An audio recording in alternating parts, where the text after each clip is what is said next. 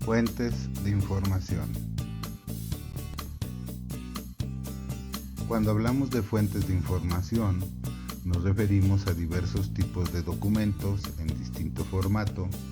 No solo se trata de materiales en papel, hay de diversas formatos, como los archivos multimedia, actualmente el formato electrónico, el papel, hay grabaciones. Entonces una fuente de información son diversos tipos de documentos que contienen esta misma y que sirven para satisfacer nuestra necesidad de información o de conocimiento. Existen diversas maneras de clasificar las fuentes de información. La que vamos a ocupar aquí es aquella que refiere al nivel de información que contienen estas. Así tenemos fuentes primarias, fuentes secundarias y fuentes terciarias.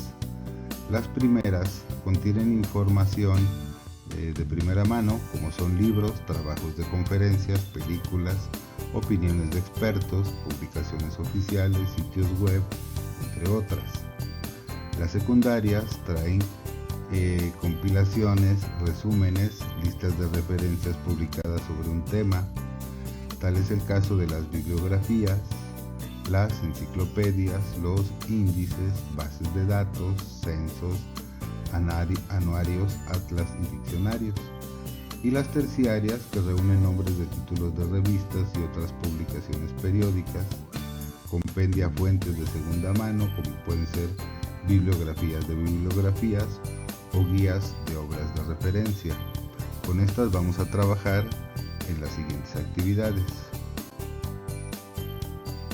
Para seleccionar las fuentes de información, debemos de tener claro qué tipo de información necesitamos, ya sea que busquemos datos, que queramos un documento concreto porque ya lo conocemos, ya sea que queramos hacer una búsqueda de información para mantenernos actualizados. También la decisión se basa en el formato que preferimos o el más adecuado a la información que necesitamos. Si se trata de que queremos aproximarnos al tema, por la cobertura de los materiales, por el lenguaje, por el lugar donde proceden, como puede ser una institución, o que se trate de una búsqueda retrospectiva de documentos para ver qué existe sobre el tema. Todo esto es importante a la hora de decidir la fuente y ello depende de la profundidad o de las características de la información que queremos resolver. Una vez que hemos seleccionado la fuente de información, para acceder a ella existen puntos de acceso, es decir, campos en el registro bibliográfico por medio del cual podemos recuperar los documentos. Puede ser palabras, números o códigos.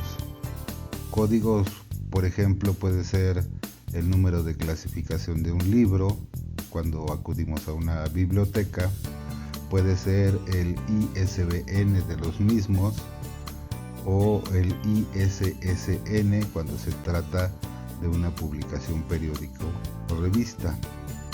Existen dos formas de acceder a la información. Una es literal, como lo vamos a ver en el siguiente ejemplo que se encuentra en la siguiente imagen, que puede ser por autor, por título, por materia, por editorial, por ISBN, o puede ser una búsqueda por descripción semántica, es decir, por tema o por palabra clave.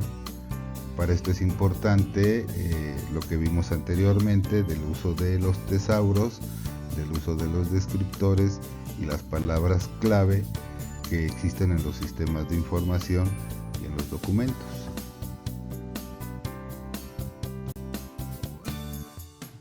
Continuando con los puntos de acceso, en este ejemplo de la base de datos bibliográfica de una biblioteca, nos encontramos con que podemos acceder a la información que andamos buscando a partir de diversos campos como son título, autor, tema editorial, lugar, año, etcétera, incluida la clasificación.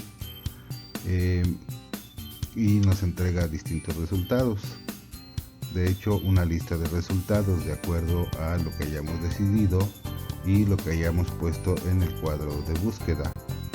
Se trata de una descripción literal que ya existe en el catálogo y que es más o menos conocida por todos nosotros.